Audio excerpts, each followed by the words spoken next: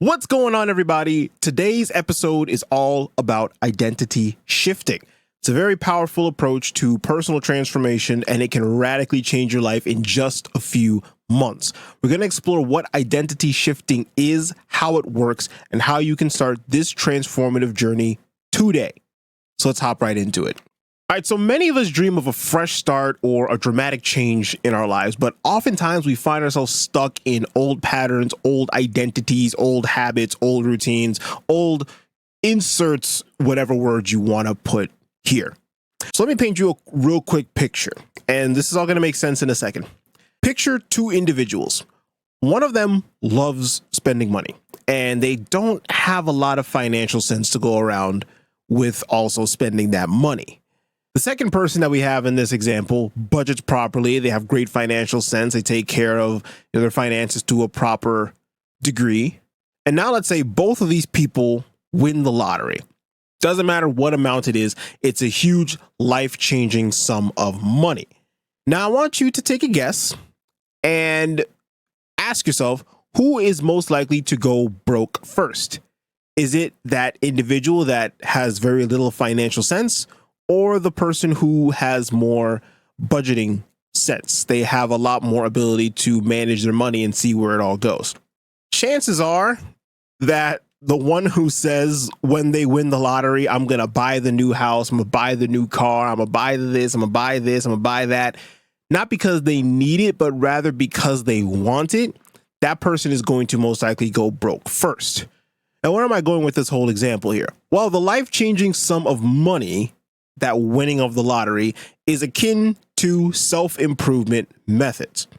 Nothing's wrong with the methods, just as nothing's wrong with a life-changing sum of money. But what often happens is that the methods that are performed, or the methods that you try or that you hear about, or that I even talk about on the show on these 100+ some episodes at this point, they don't deliver the lasting change because the most important part has not been addressed.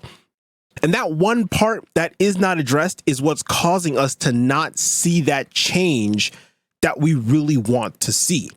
So what is that one thing? Let me put it into an analogy for you. You have a beautiful garden full of herbs and veggies, and you fertilize it all the time, you water it all the time, and it looks gorgeous, just magnificent, absolutely magnificent, chef's kiss, magnificent. You can't really do anything else better than that. You're winning all the awards, beautification award, this, best veggies, that, everything. You name it, you've got it. But there's this other plant, like over there somewhere. And the problem with that plant is that it likes to spread seeds. Anybody who's familiar with those like helicopter seeds that come out of the sky and those things. Yeah, let's say those things, those kind of like to come around and then they just happen to land in your plant beds. They happen to germinate there. They just happen to grow. Now, what do? To address the root of the problem here and stop the weeds from going into our beautiful plant beds, into our beautiful veggie garden, into growing and everything, you can pull up the weeds as they pop up. Sure, that's one thing you can do, but that's kind of more damage control. You're not really addressing the source. The plant will continue to spread its helicopter seeds until the plant itself can no longer spread helicopter seeds. So the more effective method, assuming you're able to do this in this analogy, is not to pull up the weeds, but rather to remove the tree out of the ground. Not by the stem, not by the leaves, but pull that thing up by its root. Remove it from the ground. Leave a hole in the ground, fill it back in with dirt and grass, and move along with your merry day. Otherwise, it will continue to regrow. It may take years, it may take decades, but if it was not that tree's time to die, that tree will regrow if you do not pull it up by the root. So what is the root of the problem of why it is that all these self-development tactics and things that we talk about do not work? Well, as you heard in the intro, it's our identity. We have to be able to shift our identity so that way all of the tips and tricks and tactics that we hear about time and time again can actually take root, no pun intended, and actually grow in our lives and actually show up as the results of what we want to see. So that naturally begs the question, right? How in the world do we go about shifting our identity? Before we get into that, let's get clear on what identity shifting is so we're on the same page and we understand what it is that we're talking about here. Identity shifting is not just about changing what you do, it's about changing who you are at the core. Identity shifting refers to you intentionally transforming your self-perception and your behavior to align with a desired future identity. That's a lot of fancy terms. So let me put it into plain Jane 5th grade English.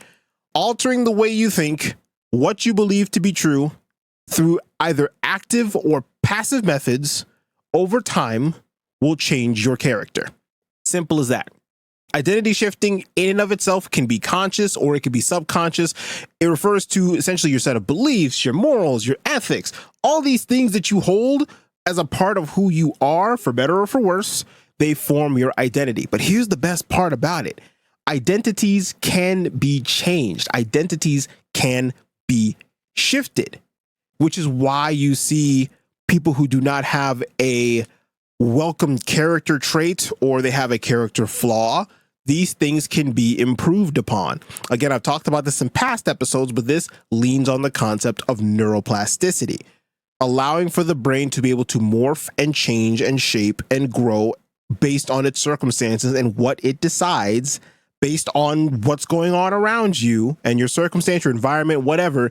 This is going to be the most helpful thing for you to be able to do at that time. So it emphasizes it, and I've talked about it again in a past episode, value tagging. The more important you see something that needs to be done, the more times you see it, the more times you expose yourself to it, it will naturally embed itself into your subconscious saying, okay, this is important. I need to pay more attention to this.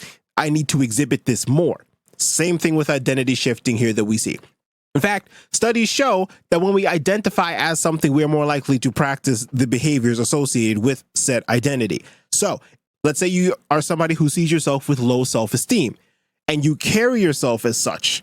You're going to identify yourself as somebody who's like, I have low self-esteem. You don't always feel good. You probably walk out the house feeling like you're worth $2. But if you see somebody else who walks out the house, or better yet, you walk out the house dressing fashionably, in a way that commands respect from people. When you walk by, people turn and look.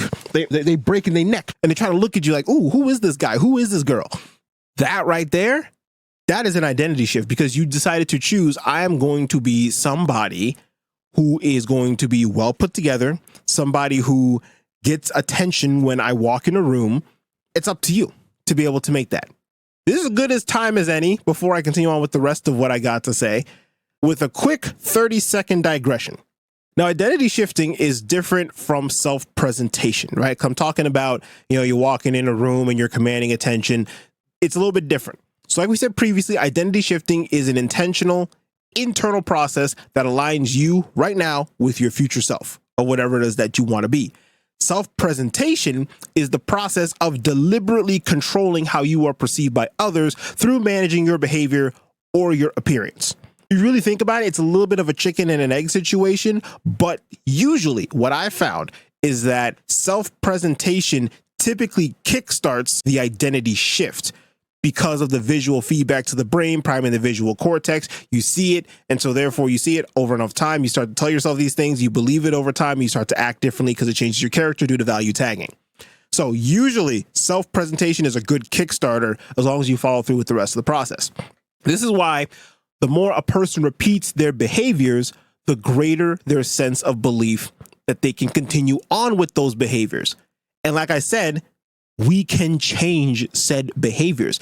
So wherever you are now, you can become a better person in the future. You can change this if you're willing to put in the work. Remember a couple episodes back when we talked about visualization? Yeah, it's making a reappearance here again. Visualizing ourselves in this new light can overall help us to craft that identity shift. Even if the delta, which is the space between, is massive, even if it's huge, doesn't matter. You, with enough time, with enough dedication, and with enough consistency, I can make a whole episode just on consistency alone, but with enough consistency, dedication, grit, spit, and a whole lot of duct tape, you will be able to shift your identity. So how do I know this works? Why am I so passionate about identity shifting? When I was in high school and in college, I was your stereotypical nerdy kid. I know, it's crazy, right? I had such a beautiful glow up. I looked so fantastic and fantabulous. It's hard to believe I was that nerdy kid, right? I know. People came up to me typically because I was honestly the guy who had all the answers to the homework questions or any kind of sample exam questions. I was that guy. You got any questions? Ask Rashawn. He probably knows the answer. He's that guy. I didn't really dress super fly. I didn't have the latest, greatest shoes on or anything. So naturally, I continued to keep dressing as a nerd, and I continue to live my life out as such. Now, before you all go comment crazy, I'm not saying anything's bad with being a nerd or anything. I'm just saying the just so it's relatable, so you can kind of paint the picture in your head, the stereotypical class nerd, okay? So it wasn't until post-college where I got really, really serious about changing who I was for the better. And then when I made that choice, remember the first step, choosing to do it and then committing to the actions over time. Okay. So the first step that I did was choose that I'm going to do this from now on. This is a choice, a legitimate choice. To choose means to remove all other options. This is going to work, period. Point blank, done. If it's not working, I'm going to find a way to make it work. I will have focus. And what have we said in past episodes? Focus is follow one course until successful. We're not jumping here, jumping there, jumping here, jumping there, falling for shiny object syndrome. No. What we're doing is we are staying focused, laser focused, and we are making this thing work. So how did I do this? After I chose to make this identity shift, I started by overhauling my look. So the self-presentation, remember? So this meant my shirts, my pants, my shoes, my socks, my jewelry, my underwear, TMI, sorry, not sorry, growing my hair out, so much more stuff. Now here's where the consistency comes in. That process of me doing all that, overhauling literally everything visually, took a little over 2 years to get to where I'm at right now. 2 years. That's over 700 days. That's over 100 weeks. That's more than 20 months. I'm saying this so that way you can understand this is going to take time. You cannot expect to make a change in a week. It's simply not going to happen. If you want somebody to tell you it's going to happen in a week, I'm not your guy. Click off this episode, click off this video, go listen to somebody who's going to tell you what you want to hear and not what you need to hear. This process took me over 2 years to get to where I am now. And I'm still growing and experimenting, which means I'm still trying on new things. I'm still trying out new clothes. I'm still trying out all kinds of different things. I'm still doing all kinds of new things. And that's just the physical appearance, okay? The next step that I did was my level of knowledge. So the same concept of growing and experimentation applies to this too. At the core, I'm still a book nerd. I still love reading. You all can't see it because it's obviously off camera right now, but I have a bookshelf that I'm slowly building up a collection of books that I'm reading, and all of them have like actionable things that I need to get done in there. And that's not counting all the books on my Kindle app and all kinds of stuff, right? I'm still a book nerd. I still love to read. And specifically, I love to read about ways to improve areas of my life, as well as psychology and neuroscience literature, all that kind of stuff. I know. So if you invite to a party, I'm going to be the nerd at the party. So if you want a nerd at the party, let me know. If you don't, please don't invite me because I'm going to make you look bad. So instead of discarding all of that stuff, all the book nerdy stuff that, you know, I enjoy and try to be somebody that I'm not, just to try to fit into a crowd, air quotes, instead of trying to change and overhaul that, let's just pivot that. Since I know that's who I am at the core, there's no changing that. So instead of me focusing on the math problems and reading about how the mitochondria is the powerhouse of the cell, why not do like what I said I've been doing now and pivot my love of learning towards self-improvement, personal development, the neuroscience literature, psychology, seeing how all these things blend together. So I'm still doing my reading activity, the joys of learning. All I've done is just pivot it now to just a slightly different topic that's a little bit more of a derivative topic. but it's still within what I enjoy reading and learning about. And then I can do my next favorite thing, talking, and now come on this podcast, come onto YouTube and talk to you guys about what it is that I'm passionate about and what it is that I'm learning. That's how this started from day one. It hasn't changed at all. The delivery style has changed, maybe adding video, some fancy graphics, all kinds of stuff. Those have all changed, but the core of it has not changed. So much so, some people who listen to my show, I've actually met you off camera. And so you will know that the exact same way that I come to you guys on camera, the exact same energy, the exact same style, the exact same talking pace, knowledge, wisdom, all that kind of stuff, it's the same way that I am off camera as I am on. And it's a great feeling, let me tell you, because I don't have to be disingenuous to who I am as a person. Let me fix that a little bit. That's actually the second best feeling. The first best feeling, I kind of already said without kind of saying, it's me tapping into my God-given strengths of, again, reading, understanding, learning quickly, applying quickly, and then talking. Being able to use those strengths at their full capacity, it's great. That's why I love doing this. But enough about me. Let's get to talking about you now. Okay, because you can see I'm pretty passionate about this identity shifting concept that I'm talking about, that I've been talking about for the past, who knows how long, like 16, 17 or so minutes. Yeah. Let's talk to you guys now.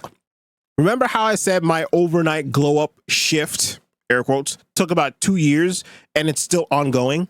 Well, if you saw the title of this episode, it's not clickbait.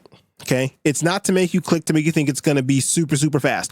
For me to get to the stage that I'm at, yes, took over 2 years, but I started to see some serious results after I implemented consistency and focus. After the first 3 to 4 months, I started seeing some serious results. So here is how you're going to be able to do that.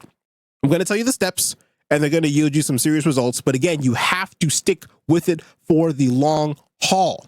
I am not responsible if you decide to quit 2 weeks in like you did your New Year's resolution.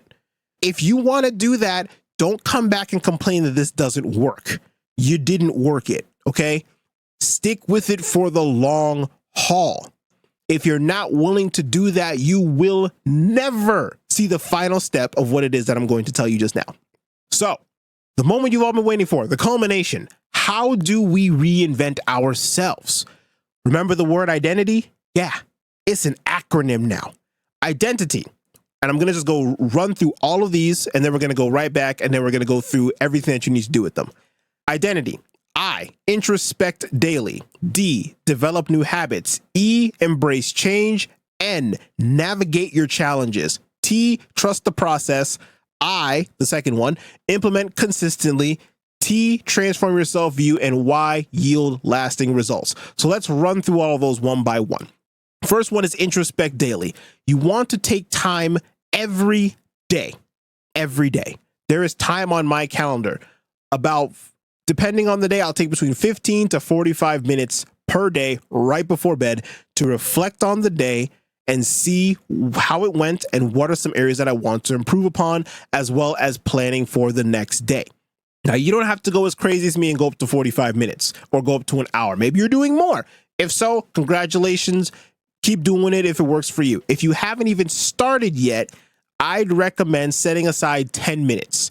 Reflect on your actions, reflect on your thoughts, use a journal, whether it be physical, if you are more a fan of writing things out, or if you're more like me, just type things out on your notes, or just give yourself a voice note, whatever. Record the reflections however you see fit, focusing on what behaviors align with what you want to be in the future. What is your future identity, and what behaviors do you need to start culminating and cultivating right now so you can be able to bridge that gap and cross that delta to get there? Example, let's say your goal is you want to become more patient. Reflect on moments throughout the day where you felt rushed or you felt irritated. Can't think of any? Okay. When this episode drops, it drops on a Monday. Let's say you're going off to work and somebody cuts you off. Are you irritated now? Let's say you're listening to this on a Wednesday. Hump day, baby. Let's say it's Wednesday. And coworker or your boss comes up and says they need you to drop everything that you're doing and get this report done by Friday. Are you now rushed and irritated? reflect on those moments and see how can I become more patient in those moments, because there's always something that we can do in a moment. Now, you might be arguing and saying, well, my boss came up and gave that to me, so I had no control over that. True, you had no control over that situation, but you have control over your response. Now, you could feel rushed and irritated and irked and then upset for the next 24 hours. It's still got to get done. So what are you going to do about it? D, develop new habits. Identify and cultivate the habits that are essential to the identity that you want to embrace. So I kind of alluded to that with the introspect daily, but the example that I wrote for this one is that if you want to be an early riser, start by waking up about 15 minutes earlier than usual and then gradually adjust week over week until you get to your ideal desired time. E is going to be a hard one. Embrace change. You want to openly accept and seek out the changes that challenge your current way of thinking and living. This is probably going to be one of the hardest steps here. And the reason why this is probably going to be one of the hardest steps is because we don't like change. We like the comfort zone. We like to be comfortable and cozy and just everything. But in life, we can't always be comfortable. We have to embrace change. I've said this on past episodes. I'm going to say it again. What got us here is not going to get us over there. And I've also said before, especially when I went from high school to college, the study habits that got me the straight A's in high school did not get me straight A's in college. So something had to change. We have to embrace change. Next thing, along with change is going to be challenges. N, navigate challenges. Learn to effectively deal with the obstacles and setbacks that come up in a way that fosters growth and resilience. So when a challenge arises, break it down into I-pits. I preach I-pits because they're so useful, man. Incremental positive impact tasks. Break them down, break them down, break them down, break them down. Tackle your problems systematically. Break them down into smaller chunks that you can handle and then do it. T, trust the process. Trust the process. It is a process. Ask anybody who has that ideal like 10% body fat physique or anything. Did they get it overnight? No, it was a process. It took them many, many, many, many years to get to that state. And they're still continuing to work at it. It's a process. Implement consistently. That's part of the process. A process takes time and you need to be consistent over time. This is not to say you cannot have one day where you mess up, because even people who are well-versed in the fitness space will tell you that sometimes it's fine to have a cheat meal. In fact, your body will work better with losing weight with a cheat meal. So it's fine, but 90% of the time you gotta be consistent. And I say that with hesitation because I know people are gonna stretch the 10% because of comfort zone. And that's the dangerous part. So you need to be consistent. I'll say 90% of the time, because we're human, we're gonna mess up. I mess up too. We need to be consistent a vast majority of the time. Vast majority. The T, transform your self-view. Well, rather the second T, transform your self-view. You want to actively reshape how it is that you see yourself to align with your new identity. It needs to be an active process. Again, these points are bleeding together because they all work together in harmony. You need to see yourself in a different view. Remember how I said you have this self-perception and how you want people to see you? You need to see yourself as that first, which is where the whole visual overhaul, what I did personally, comes into play. Do that first, and then you will change from the outside in. So again, if you're working on being more optimistic, tell yourself when challenges come up, how can I see this as an opportunity? How is this trying to improve my life? How am I going to grow from this? It's difficult. I know. Again, it's a process. This takes time. Lastly, why? Because I've been talking for a long time here.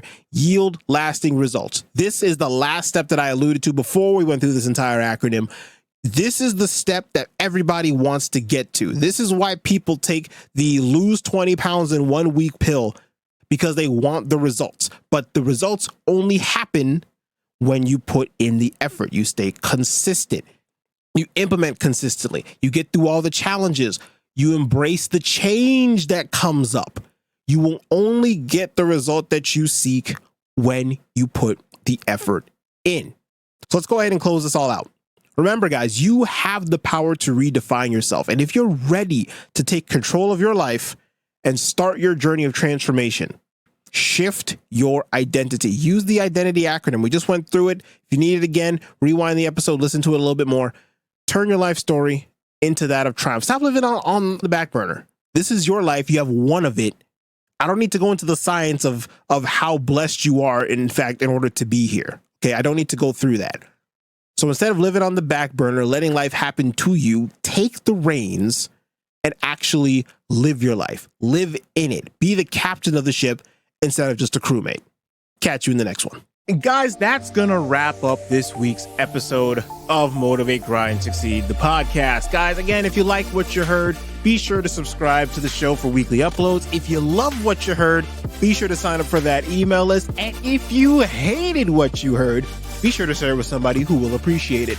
Also, if you guys want to get access to the show notes or any kind of resource or link or to anything that was referenced in this episode, be sure to check out that episode description below. You'll also find the contact information, any freebies, or any sort of thing from our little corner of the internet. Check out the episode description. It's going to be an absolute gold mine for you guys. Until next time, take care, and I will see you in the next episode.